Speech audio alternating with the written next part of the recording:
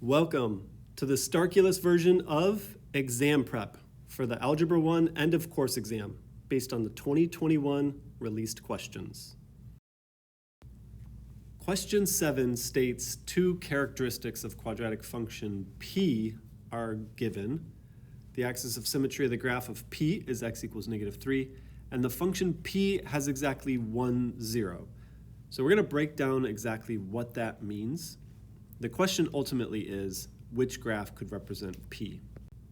Before we pick that graph, let's make sure we understand some basics about a quadratic function. A function is a rule that describes a relationship between x and y. That could be on a graph, or in an equation, or even in a table of values. A function can have a name like f or g, or in this case, p. A quadratic function, when we graph it, looks like a parabola. So it either opens up or it opens down. If the parabola opens to the left or to the right, it's not actually a function because it fails the vertical line test. The actual equation is in the form of y equals x squared. X squared could have a coefficient like 2 or 5 or -17. It can also include translations, adding or subtracting a number to x, adding or subtracting a number to y, which is basically on the outside of the function, not inside the squared unit. There are two forms for the equation of a quadratic. There's standard form and there's vertex form. Both of those are provided on the formula sheet. Finally, we should probably talk about the axis of symmetry. The axis of symmetry is a line that splits a parabola into two parts, a left side and a right side. Again, if we talk about a horizontal parabola that is opening right or opening left, it's not a function, so we're not going to talk about it. So for quadratic functions, which are parabolas, when you graph them, the axis of symmetry is always going to be vertical.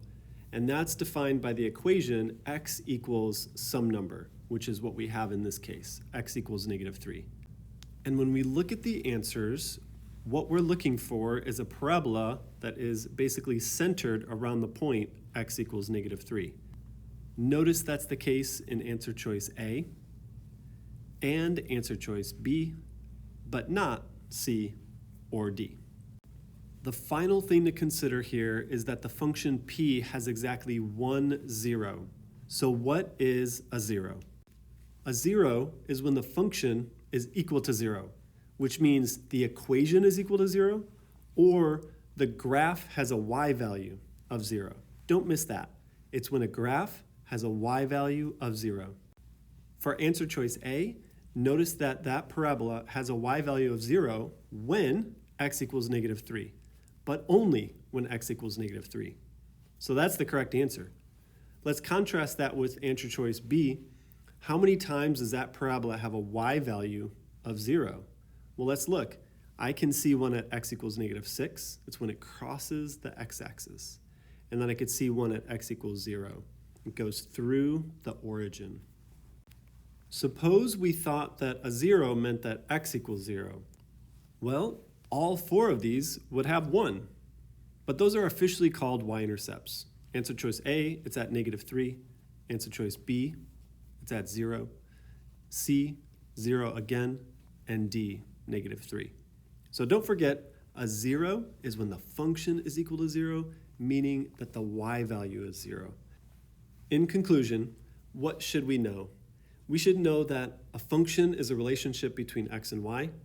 A quadratic function, when we graph it, is a parabola that either opens up or down. The standard form and the vertex form are provided to us on the formula chart. And zeros, whether we're talking about a quadratic function or a linear function, a 0 is when the y value is equal to 0.